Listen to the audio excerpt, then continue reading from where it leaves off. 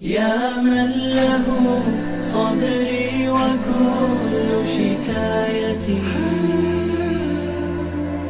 وبقربه كم تنجلي أشجاني.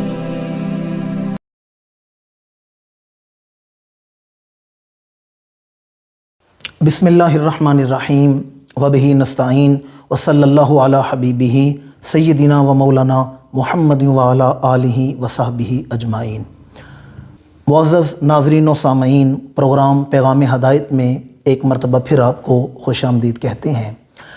ناظرین کرام، سفر المظفر کے مہینے میں سید حجویر، مخدوم امم، صدر نشین بزم اولیاء حضرت سیدنا علی بن عثمان الحجویری داتا گنج بخش رحمۃ اللہ تعالی علیہ، آپ کا عرس پاک لاہور میں منعقد ہوتا ہے.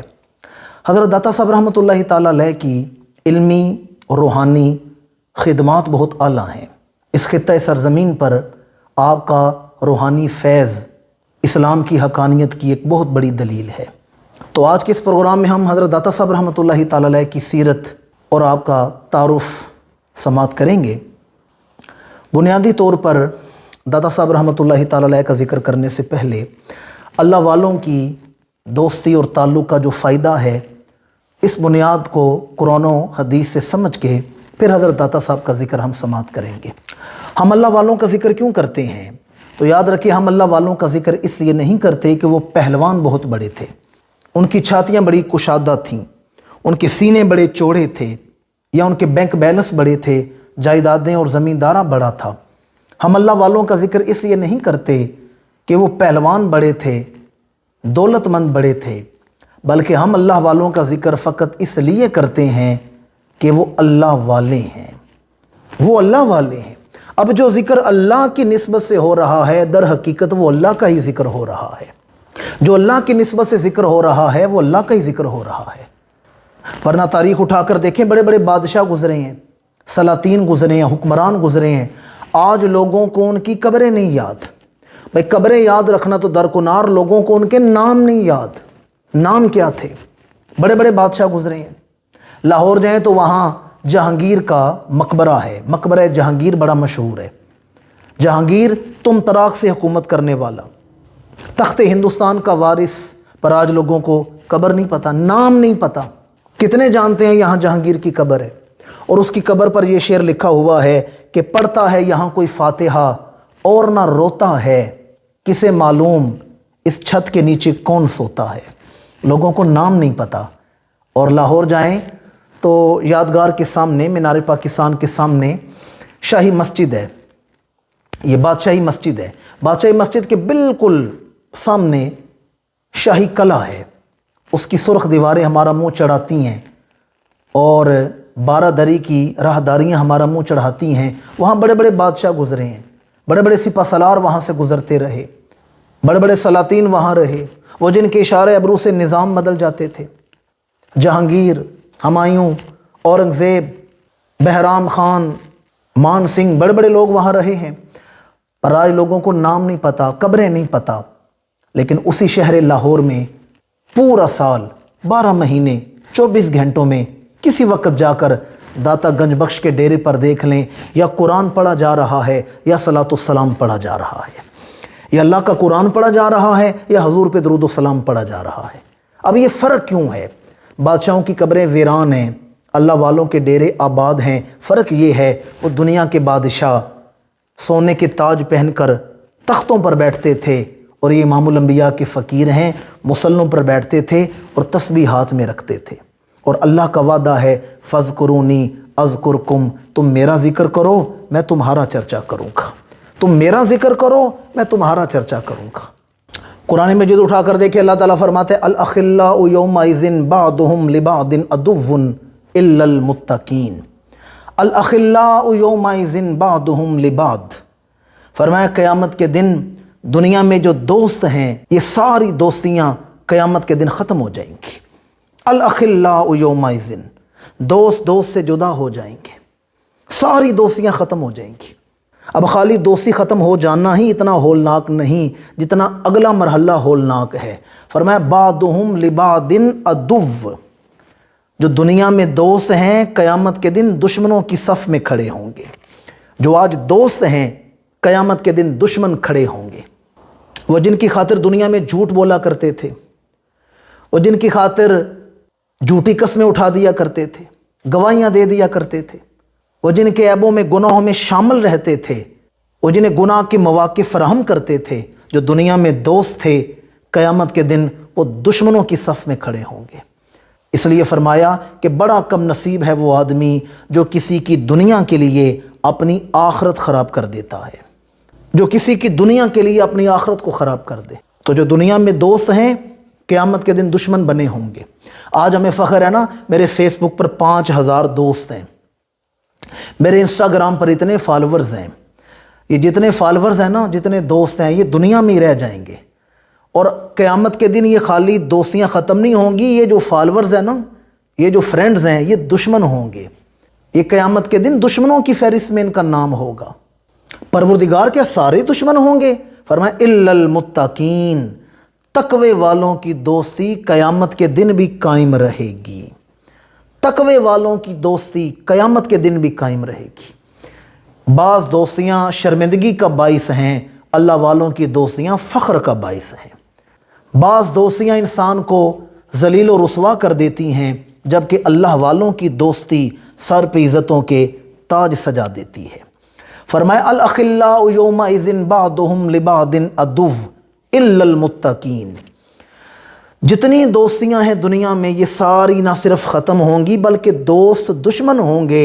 اس وقت سچے دوست ہوں گے تو اللہ والے ہوں گے، تقوی والے ہوں گے، پرہیزگار ہوں گے۔ اللہ والوں کی دوستی دنیا میں بھی فائدہ دیتی ہے۔ یہ جو ہمارے فیس بک کے دوست ہیں نا، یہ دوستیاں ختم ہو جائیں گی، لیکن داتا صاحب سے دوستی ہوئی، یہ دوستی قبر میں بھی کام آئے گی، حشر میں بھی کام آئے گی۔ خواجہ خواجگان کی دوستی دنیا میں بھی کام آئے گی، حشر میں بھی کام آئے گی۔ اللہ والوں کی دوستیاں دنیا میں بھی فائدہ ہیں، قبر میں بھی فائدہ ہیں، اور آخرت میں بھی فائدہ دیں گی۔ اب اس آیت کی تفسیر میں، تفسیر خازن میں حضرت علی شیر خدا کا ایک قول ہے۔ آپ فرماتے ہیں 2 دوست تھے، مسلمان تھے، اچھے اور نیک اور صالح تھے، ان کی دوستی اللہ کی وجہ سے تھی۔ تو ایک فوت ہو گیا، جب اللہ کی بارگاہ میں گیا تو اللہ نے فرمایا دنیا میں تو نے دوست بنایا تھا، بتاؤ اسے کیسا پایا؟ عرض کرے گا پروردگار میرا وہ دوست بڑا اچھا تھا، مجھے تیری اور تیرے رسول کی اطاعت کا حکم دیتا تھا، تیری اور تیرے رسول کی اطاعت کا حکم دیتا تھا، وہ تو بڑا اچھا تھا، اور مجھے وہ برائی سے روکتا تھا، نیکی کا حکم دیتا تھا۔ پروردگار جب میرا وہ دوست دنیا چھوڑ کر اس جہان میں آئے، برزخ کے جہان میں آئے، پروردگار اسے وہی اکرام عطا فرمانا جو مجھے عطا فرمایا ہے، وہی عزت عطا فرمانا جو مجھے عطا فرمائی ہے۔ دنیا میں اسے ہدایت پہ قائم رکھنا، اور جب وہ یہاں آئے تو اسے وہی عزت عطا فرمانا جو مجھے عطا فرمائی ہے۔ تو جب اس کا دوسرا دوست فوت ہوا تو اللہ تعالیٰ نے دونوں کو کھڑا کیا اور فرمایا ایک دوسرے کی تعریف کرو۔ تو وہ 3 تعریفیں انہوں نے کی۔ پروردگار یہ تو بڑا اچھا بھائی ہے، یہ بڑا اچھا دوست ہے، اور یہ بڑا اچھا رفیق ہے۔ پھر آپ نے فرمایا 2 دوست ایسے تھے جو کفر پر مرے اور برے کاموں میں مشغول رہتے تھے۔ وہ اللہ کی بارگاہ میں ایک حاضر ہوا تو اللہ نے فرمایا بتا تو نے اپنے دوست کو کیسا پایا؟ اور اس کرے گا پروردگار میرا دوست بڑا ہی برا آدمی تھا، مجھے تیری اور تیرے رسول کی اطاعت سے روکتا تھا، نہ تیری اطاعت کرنے دیتا تھا نہ تیرے رسول کی اطاعت کرنے دیتا تھا، وہ مجھے نیکی سے روکتا تھا اور برائی کا حکم دیتا تھا۔ پروردگار جب وہ یہاں آئے اسے بھی اس طرح ذلیل و رسوا کرنا جس طرح مجھے ذلیل کیا ہے، جیسے مجھے رسوا کیا ہے۔ اور جب اس کا دوست مرا، دونوں اللہ کی بارگاہ میں پیش ہوئے، فرمایا ایک دوسرے کی تعریف کرو، تو انہوں نے بھی ایک دوسرے کے بارے میں یہ کہا پروردگار یہ تو بڑا برا آدمی تھا، یہ برا دوست ہے، یہ برا انسان ہے، برا بھائی ہے اور برا رفیق ہے۔ تو دوستی اگر ہونا اللہ کی وجہ سے، قیامت کے دن وہ دوستی فائدہ دے گی۔ تقوی والوں کی، نیک لوگوں کی دوستی قیامت کے دن فائدہ دے گی۔ صحیح بخاری شریف کی حدیث مبارکہ ہے، حضرت سیدنا انس رضی اللہ تعالیٰ عنہ اس کے راوی ہیں۔ آپ فرماتے ہیں کہ ایک شخص حضور کی بارگاہ میں آیا اور آ کے عرض کیا یا رسول اللہ قیامت کب آئے گی؟ قیامت کب آئے گی؟ امام الانبیاء نے فرمایا یہ بتا تو نے قیامت کی تیاری کیا کی ہے، تو نے کیا تیاری کی ہے؟ اسے کہا یا رسول اللہ اور تو کوئی تیاری نہیں، ہاں مجھے اللہ اور اس کے رسول سے محبت بڑی ہے، مجھے اللہ اور اس کے رسول سے بڑی محبت ہے۔ امام الانبیاء نے فرمایا المرء مع من احبہ، جو دنیا میں جس سے محبت کرے گا، جس کی محبت میں مرے گا، قیامت کے دن اسی کے ساتھ ہوگا، جو جس کی محبت میں مرے گا اسی کے ساتھ ہوگا۔ آپ دیکھ لیں اگر دوستی ہوئی نا ان سیاستدانوں کے ساتھ تو حشر ان کے ساتھ ہوگا، اگر دوستی ہوئی کرکٹروں کے ساتھ، اور اگر دوستی ہوئی فنکاروں، اداکاروں، سنگروں کے ساتھ تو ان کے ساتھ کھڑے ہوں گے، اور اگر دوستی ہوئی داتا صاحب کے ساتھ، خواجہ اجمیری کے ساتھ، تو حشر اللہ والوں کے ساتھ نصیب ہوگا۔ اور بخاری شریف میں جناب عبداللہ بن مسعود رضی اللہ تعالیٰ عنہ کی روایت ہے، امام الانبیاء کی بارگاہ میں ایک شخص آیا اور آ کے عرض کیا یا رسول اللہ صلی اللہ علیہ وسلم کیف تقول فی رجل احب قوما ولم یلعن بہم فقال رسول اللہ المرء مع من احبہ۔ ایک شخص حضور کی بارگاہ میں آیا یا رسول اللہ اس شخص کے بارے میں کیا حکم ہے کہ جو کسی جماعت سے محبت کرتا ہے، کسی قوم سے محبت کرتا ہے لیکن ان سے ملا نہیں؟ فرمایا جو جس سے محبت کرے گا اسی کے ساتھ اٹھایا جائے گا۔ معزز ناظرین کرام، اس سے پتہ چلا اگر ہم نے داتا صاحب کا زمانہ نہیں پایا، تاجدار بغداد کا زمانہ نہیں پایا، جناب امام ربانی کا زمانہ نہیں پایا، خواجہ اجمیری کا زمانہ نہیں پایا، لیکن ان سے محبت کرتے ہیں تو یہ محبت زمان و مکان کی قید سے پاک ہو جائے گی، بلند ہو جائے گی، اور قیامت کے دن انہی کا قرب نصیب ہوگا۔ اگرچہ ان کا زمانہ نہیں پایا، ان کی صحبت میں بیٹھے نہیں، ان کی محفل میں بیٹھے نہیں، لیکن ان سے محبت ہے تو پھر حشر ان کے ساتھ نصیب ہوگا۔ اگر بزرگان دین سے ملاقات بھی نہ ہو، محبت ہو ان کی، تو اللہ تعالیٰ ان کے ساتھ حشر عطا فرماتا ہے۔ آپ کا اسم گرامی علی بن عثمان ہے، اور آپ کی کنیت ابو الحسن ہے، اور لقب داتا گنج بخش ہے، جس کا مطلب ہے خزانے عطا کرنے والا، خزانے دینے والا۔ آپ کی ولادت باسعادت آپ کے ننیالی گھر غزنی کے محلہ حجویر میں ہوئی، اس نسبت سے آپ کو حجویری کہا جاتا ہے۔ آپ کا شجر نسب چند واسطوں سے امام الانبیاء تک پہنچتا ہے۔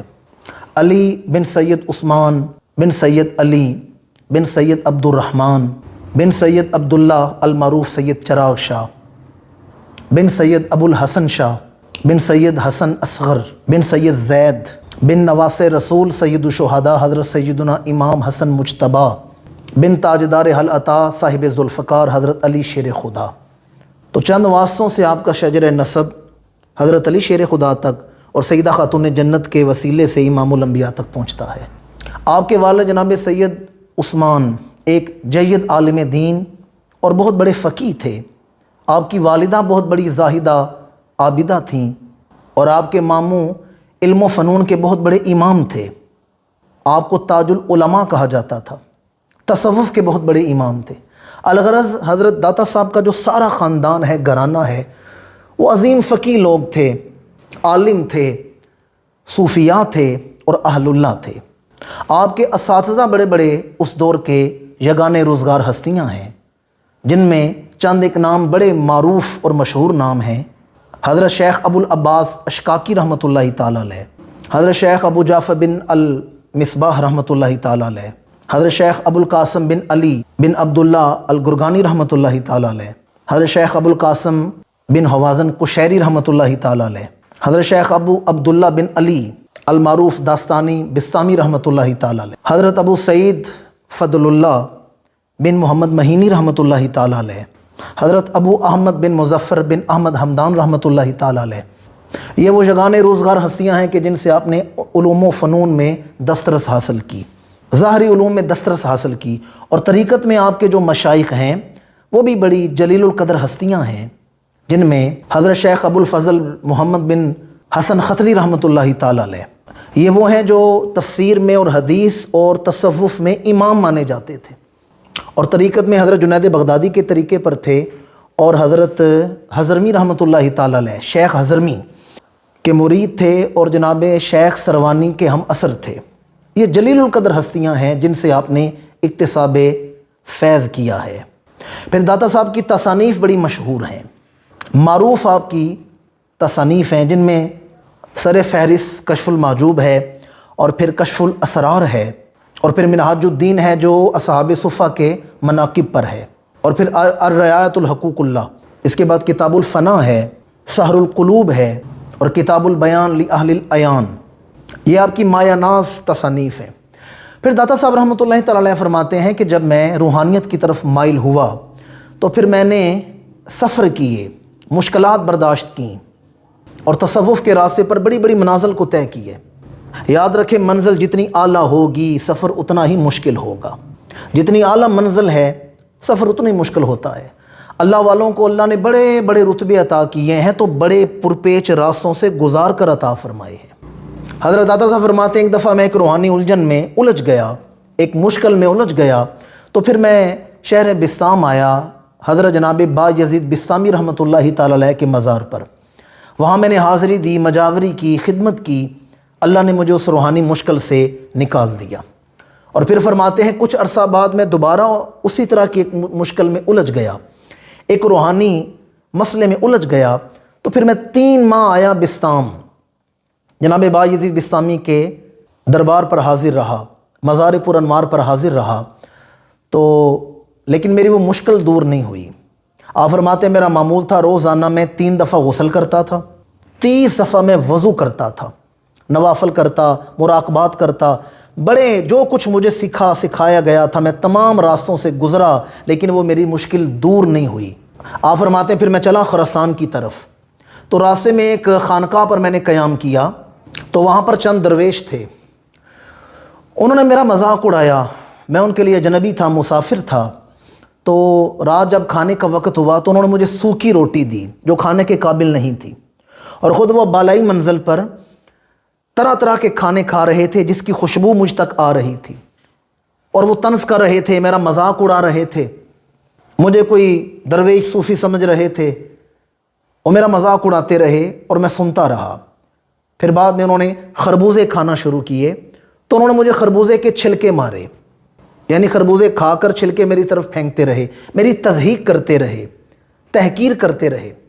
آپ فرماتے ہیں بتقاضِ بشریت مجھے بھی یہ بات بری لگی، تو میں نے دل میں اپنے پروردگار کی بارگاہ میں عرض کیا، پروردگار اگر میں نے تیرے دوستوں والا حلیہ نہ اپنایا ہوا ہوتا تو میں ضرور کوئی رد عمل کرتا، میں کوئی جواب دیتا، پر میں نے جو حلیہ بنا رکھا ہے وہ تیرے پیاروں کا حلیہ بنا رکھا ہے، میں نے اللہ والوں کا لباس پہن رکھا ہے۔ آپ فرماتے ہیں بس اس وقت جو میں نے صبر کیا، کئی مہینوں کی ریاضت مجاہدے سے جو مشکل حل نہیں ہوئی، ایک چھوٹی سی بات پر میں نے صبر کیا، اللہ نے مجھے روحانی مشکل سے گزار دیا، میری وہ مشکل دور ہو گئی۔ جو بڑے بڑے عبادات سے مشکل دور نہیں ہوئی، وہ اس صبر پر اللہ نے میری مشکل کو دور فرما دیا۔ اور پھر جب آپ کی لاہور آمد ہوئی ہے تو آپ کے مرشد کریم انہوں نے آپ کو حکم دیا کہ لاہور جاؤ۔ سلطان محمود غزنوی کے بیٹے ناصر الدین کے دور میں آپ لاہور آئے ہیں، حکم ہوا کہ لاہور جاؤ، وہاں لوگوں کی روحانی رہنمائی کرو، فکری رہنمائی کرو۔ تو آپ فرماتے ہیں میں نے عرض کیا کہ وہاں پہلے میرے پیر بھائی جناب حسین زنجانی موجود ہیں جو یہ کار انجام دے رہے ہیں، لوگوں کی فکری روحانی شرعی رہنمائی فرما رہے ہیں۔ تو مرشد نے فرمایا ٹھیک ہے، حسین زنجانی وہاں موجود ہے، لیکن آپ لاہور جائیں۔ آپ فرماتے ہیں میں نے سفر شروع کیا۔ آپ فرماتے ہیں جب میں لاہور پہنچا تو رات کا وقت تھا، اور جب صبح ہوئی تو جناب حسین زنجانی کا جنازہ اٹھایا جا رہا تھا۔ پھر مجھے یہ حکمت سمجھ آئی کہ مجھے یہاں کیوں بھیجا گیا ہے۔ پھر آپ نے وہاں پر خلق خدا کی خدمت کی ہے، اور پھر آپ کی کرامات مشہور ہوئی ہیں، معروف کرامات ہیں جو اکثر آپ نے سماعت کی ہیں کہ آپ نے مسجد کا قبلہ درست کروایا، مسجد تعمیر کی گئی تو آپ نے فرمایا مسجد کا قبلہ تھوڑا سا بدل کے مسجد کا نقشہ بنایا۔ لوگوں نے اعتراض کیا تو نماز کے بعد آپ نے لوگوں کو مراقبہ کروا کر لاہور میں بٹھا کر انہیں بیت اللہ شریف کا دیدار کروا دیے، زیارت کروا دی، اور لوگوں نے دیکھ لیا ہم بالکل بیت اللہ کی سیدھ میں ہیں۔ پھر وہ جو جادوگر تھا راجو رائے، اس کے ساتھ آپ کا معروف واقعہ ہے، وہ مقابلہ ہے کہ اس نے ہوا میں اڑ کے دکھایا تو داتا صاحب نے اپنے جوڑے اتارے ہیں اور وہ جوتے اس کے سر پہ پڑے ہیں۔ تو میں کرامات کی طرف نہیں جا رہا، یہ اکثر عموماً ہم علماء سے سنتے رہتے ہیں۔ حضرت داتا صاحب رحمۃ اللہ تعالیٰ علیہ کا مقام و مرتبہ اگر پوچھنا ہو تو تاجدار چشت اہل بہشت خواجہ خواجگان حضرت خواجہ معین الدین چشتی اجمیری رحمۃ اللہ تعالیٰ علیہ سے پوچھیں۔ جنہیں مرشد ساتھ لے کر گئے تھے حج ادا کرنے کے لیے، حضرت خواجہ عثمان ہارونی رحمۃ اللہ تعالیٰ علیہ، آپ انہیں لے کر گئے حج کے لیے۔ تو حج کے بعد مدینہ منورہ حاضر ہوئے، روزہ اقدس پر حاضری ہوئی۔ اب حکم ملا کہ تم نے سنجر ایران نہیں جانا، بلکہ تم نے اجمیر جانا ہے، ہندوستان جانا ہے، اور وہاں جا کر خلق خدا کی روحانی اور فکری خدمت کرنی ہے۔ تو پھر جب مرشد کریم الوداع کرنے کے لیے آئے نا مدینہ سے، تو انہوں نے خالی منزل نہیں بتائی کہ تم نے اجمیر جانا ہے، انہوں نے روٹ بھی سمجھایا ہے، راستہ بھی سمجھایا ہے، اور فرمایا معین الدین جس راستے سے ہو کہ تو ہندوستان میں داخل ہوگا، وہاں راستے میں ایک شہر لاہور بھی آتا ہے، اور لاہور کا شہر آئے تو ذرا دھیان سے قدم رکھنا، لاہور میں رسول اللہ کا ایک شیر بیٹھا ہوا ہے، لاہور میں رسول اللہ کا ایک شیر بیٹھا ہوا ہے، زمانہ اسے داتا گنج بخش علی حجویری کہہ کے بلاتا ہے۔ وہ حجویر کا سید، وہ غزنی کا سید ہے جو رسول اللہ کا شیر ہے۔ اب مجھے ایمان سے بتائیں، آج ہم لوگ دیکھنے میں تو ہم مرد ہیں، لیکن حضرت مولانا روم فرماتے ہیں کتنے ایسے ہیں جو چہرے کے مرد ہیں، کتنے ایسے ہیں جو اندر سے مرد ہیں۔ جیسے شیر اور شیر لکھنے میں ایک جیسے ہیں، شین یہ رے شیر، شین یہ رے شیر، لیکن معنی میں بڑا فرق ہے۔ شیر کہتے ہیں بہادر درندے کو، اور شیر کہتے ہیں دودھ کو۔ اس طرح کچھ ایسے ہیں جو چہرے کے مرد ہیں، چہرہ روب داب والا ہے، اور کچھ ایسے ہیں جو اندر سے مرد ہیں۔ آج ہم کہنے کو مرد ہیں، لیکن ہم اپنے گھر والوں کو دین پر عمل نہیں کروا سکتے، ہم اپنے گھر والوں کو نماز نہیں پڑھوا سکتے، پردہ نہیں کروا سکتے، احکام اسلام پر عمل نہیں کروا سکتے۔ میں سوچتا ہوں جب داتا صاحب لاہور آئے تھے، یہاں مسلمانوں کی آبادی کتنی ساری تھی، کتنی مساجد، کتنی خانقاہیں، کتنی تنظیمیں تھیں، کتنے مدرسے تھے۔ اس وقت یہ ہندوؤں کا، سکھوں کا گڑھ تھا، پر سلام ہو رسول اللہ کے اس شیر کی عظمت کو جو ہندوؤں کے جگر میں بیٹھ کر عظمت اسلام کے نعرے بلند کرتا رہا ہے۔ پھر 40 دن خواجہ خواجگان آپ کے قدموں میں رہے ہیں۔ آج بھی لاہور جائیں داتا صاحب کے مزار پر حاضری دینے تو وہ چلہ گاہ محفوظ ہے جہاں جناب خواجہ معین الدین چشتی اجمیری رحمۃ اللہ تعالیٰ علیہ نے چلہ کیا تھا 40 دن، اور جب 40 دن بعد اٹھے ہیں تو زبان کہہ رہی تھی گنج بخش فیض عالم، مظہر نور خدا، نا کسارا پیر کامل کاملا را رہنما۔ آج ہم نے صرف تعارف ہی سنا ہے داتا صاحب کا، چونکہ پروگرام کا وقت مخصوص ہے، طوالت ہمارا مقصود نہیں۔ پھر داتا صاحب کا جو وصال مبارک ہے اس پر اختلاف ہے، تاریخ پر اختلاف ہے۔ دارا شکوہ نے سفینۃ الاولیاء میں جو آپ کا سن وصال لکھا ہے وہ 454 یا 464 ہجری دارا شکوہ نے لکھا ہے سفینۃ الاولیاء میں، اور غلام سرور لاہوری نے خزینۃ الاولیاء میں لکھا ہے کہ آپ کا وصال 464 یا 466 ہجری ہے۔ اور AR نکلس جس نے کشف المحجوب کا ترجمہ بھی کیا، اس نے جو تاریخ وصال لکھی ہے وہ 465 یا 469 ہجری لکھی ہے۔ 18 صفر سے 20 صفر تک لاہور میں آپ کا عرس پاک منعقد ہوتا ہے۔ داتا صاحب کے قدموں سے بڑے بڑے اولیاء اور علماء کو فیض نصیب ہوا ہے۔ داتا صاحب کے قدموں میں بیٹھنے والوں کو اللہ کریم نے بڑے بڑے اعلیٰ منصب روحانیت میں عطا فرمائے، اور وقت کے بڑے بڑے حکمران داتا صاحب کے دروازے میں فقیر بن کے آتے ہیں۔ بھٹو جیسا آدمی جس نے سونے کا دروازہ بنوایا ہے، داتا صاحب کے مزار پر ایک داخلی دروازہ سونے کا بھی ہے، وہ بھٹو صاحب نے بنوایا تھا۔ اور صدر ضیاء الحق جیسے آدمی جن کے بارے میں بعض لوگ کہتے ہیں بڑا آمر تھا، بڑا مشدد آدمی تھا، ضیاء الحق صاحب گئے داتا صاحب حاضری دینے، تو تھے بڑے ملنسار، لوگوں سے ملتے تھے، تو لوگوں میں گھل مل گئے، لوگ مصافحہ کر رہے ہیں کہ صدر پاکستان سے ہماری ملاقات ہو رہی ہے۔ تو داتا صاحب کی بارگاہ میں حاضری دے کر جب وہ نکلے، ضیاء صاحب نے دیکھا کہ اور لوگوں نے ملاقات کی ہے، لیکن اس درویش نے میرے ساتھ ملاقات نہیں کی۔ وہ آگے بڑھے اور اس درویش سے مصافحہ کیا، ہاتھ ملایا۔ درویش نے ہاتھ میں ہاتھ لے کر مصافحہ کیا، سلام کا جواب دیا، لیکن ضیاء صاحب کا ہاتھ پکڑ لیا۔ ضیاء صاحب نے ہاتھ چھڑانا چاہا، لیکن فقیر درویش نے ہاتھ پکڑ لیا۔ اب ایک ہاتھ میں ملک کے صدر کا ہاتھ ہے، جس کے بارے میں مشہور ہے کہ وہ آمر ہے، بڑا مشدد سخت آدمی ہے۔ ایک ہاتھ میں ملک کے صدر کا ہاتھ ہے، اور ایک ہاتھ سے داتا کے سبز گنبد کی طرف اشارہ کر کے کہا، ہزاروں حکمراں بدلے، ہزاروں سلطنتیں بدلیں، پر نہ بدلی ہے نہ بدلے گی حکومت میرے داتا کی، نہ بدلی ہے نہ بدلے گی حکومت میرے داتا کی۔ میں نے آج کے پروگرام میں گفتگو یہیں سے شروع کی کہ لاہور میں جائیں تو وہاں جہانگیر کی قبر ہے، اور شاہی قلعے کی 12 دریوں میں اور راہ گزاریوں میں بڑے بڑے بادشاہ، ہمایوں، اورنگزیب جیسے لوگ، شاہ جہاں جیسے لوگ، مان سنگھ، بہرام خان جیسے لوگ پھرتے رہے، وہ جن کے نشارے ابرو سے نظام بدل جاتے تھے، پر آج لوگوں کو نام نہیں پتہ، قبریں نہیں یاد، لیکن داتا صاحب کے مزار پر 2-2.5 کلومیٹر کا فاصلہ ہے شاہی قلعے سے، وہاں جا کر دیکھ لیں، 12 مہینے پورا سال 24 گھنٹوں میں کسی وقت جا کر دیکھ لیں، یا اللہ کا قرآن پڑھا جا رہا ہے یا حضور پر صلاۃ والسلام پڑھا جا رہا ہے، ہر وقت وہاں رونق لگی ہوئی ہے۔ انہوں نے رسول اللہ کے دین کی خدمت کی ہے، اللہ نے تا قیامت تک ان کے نام کو امر کر دیا ہے۔ معزز ناظرین و سامعین، اب وقت ہوتا ہے ہمارے پروگرام کے اگلے سیکشن، سوال و جواب کا سیکشن، تو چلتے ہیں آج کے سوال و جواب کی طرف۔ کیا اپنی زندگی میں نماز کا فدیہ ادا کیا جا سکتا ہے؟ اپنی زندگی میں نمازوں کا فدیہ ہرگز نہیں دیا جا سکتا، بلکہ قضا نمازیں ادا ہی کرنا ہوں گی، کہ بندہ جب تک زندہ ہو تو اپنی قضا نمازوں کا فدیہ دے دیں۔ آدمی جتنا بھی معذور ہو، جتنا بھی بیمار ہو، حتیٰ کہ سر کے اشارے تک سے بھی اگر نماز ادا کر سکتا ہو تو پھر وہ نماز ہی ادا کرے گا، وہ قضا نمازیں ادا ہی کرے گا، ان کا فدیہ نہیں دیا جائے گا۔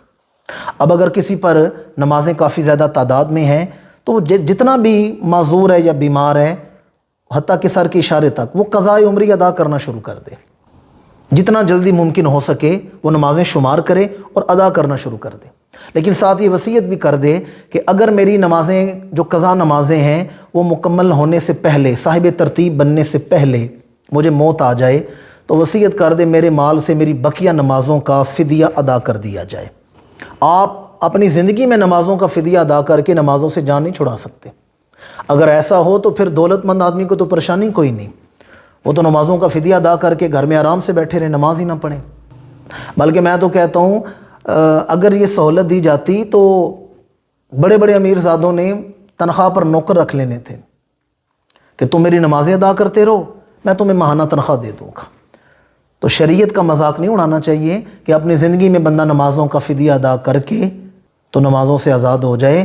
اپنی زندگی میں وہ کوشش کرے نمازیں ادا کرے، جتنا بھی بیمار ہو، حتیٰ کہ سر کے اشارے تک بھی اس پر نماز ہی فرض ہے۔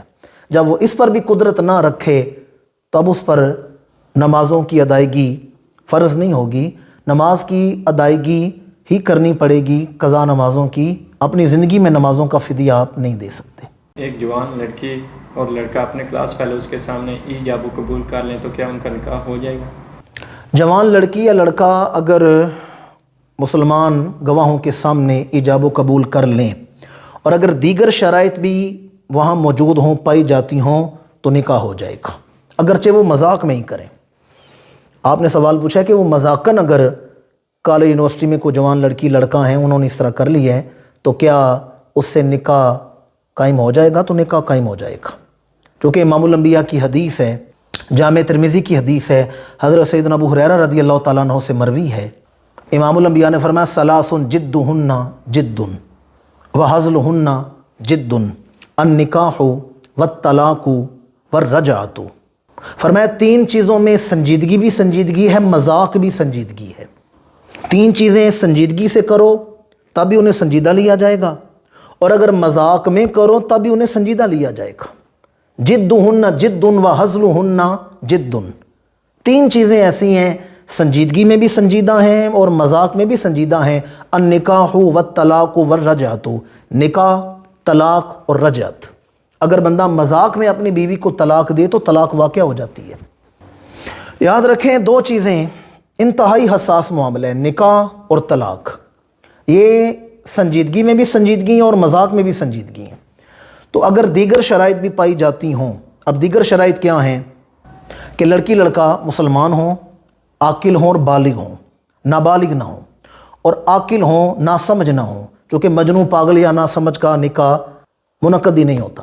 تو اگر وہ عاقل ہیں، بالغ ہیں اور ان کے گواہ بھی عاقل اور بالغ ہیں، 2 مرد ہوں یا 1 مرد 2 عورتیں، اور وہ بھی عاقل و بالغ ہوں، مسلمان اگر نکاح ہیں کر رہے ہیں تو پھر ان کے گواہ بھی مسلمان ہوں گے۔ اگر لڑکی اہل کتاب ہے تو پھر اور معاملہ ہے۔ سر 10 مسلمانوں کے نکاح کی بات ہو رہی ہے، مسلمان ہوں، عاقل ہوں، بالغ ہوں۔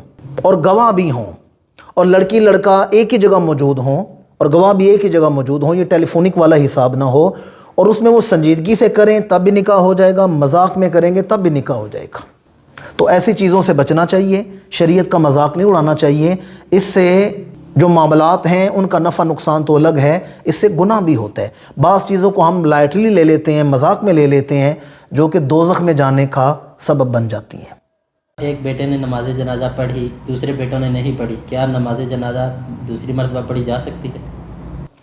جب میت کا والد نہ ہو تو بیٹے ہی اس کے ولی بنتے ہیں، اگر میت کا والد نہ ہو تو اس کے بیٹے اس کے ولی ہیں، اور شریعت میں سارے بیٹے ایک ہی درجے کے ولی ہیں، ان میں عمر نہیں دیکھی جاتی یا ان کا مقام و مرتبہ نہیں دیکھا جاتا، سارے بیٹے ایک ہی درجہ کے ولی ہیں۔ اگر کسی ایک بیٹے نے بھی نماز جنازہ ادا کر لی، ایک ولی نے بھی نماز جنازہ ادا کر لی، اب اس کی دوبارہ نماز جنازہ نہیں پڑھی جائے گی، اگر کسی ایک بیٹے نے بھی وہ نماز ادا کر لی، کیونکہ نماز جنازہ کی تکرار نہیں کی جاتی، اسے دہرایا نہیں جا سکتا۔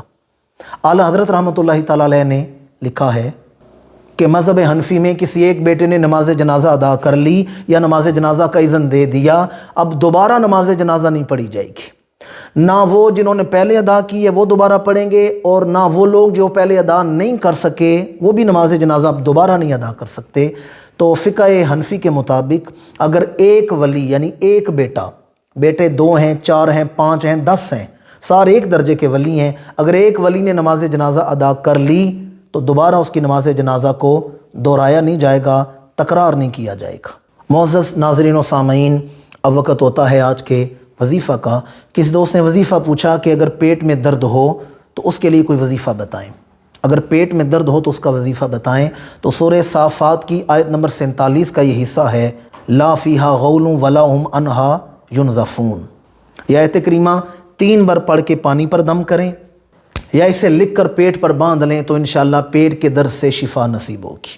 لا فیہا غول ولا ہم عنہا ینزفون، سورہ صافات آیت نمبر 47۔ اسے 3 بار پڑھ کے پانی پر دم کر لیں، وہ پانی پی لیں، اس سے بھی شفا ہوگی، یا اسے لکھ کر اپنے پیٹ پر باندھ لیں تو انشاءاللہ شفا ہوگی۔ اسی کے ساتھ آج کے پروگرام کا وقت مکمل ہوتا ہے، ہمیں اجازت دیجیے۔ اللہ تعالی ہمارا حامی و ناصر ہو، اللہ تعالی پاکستان کا حامی و ناصر ہو۔ السلام علیکم ورحمۃ اللہ تعالی وبرکاتہ۔ يا من له صبري وكل شكايتي وبقربه كم تنجلي أشجار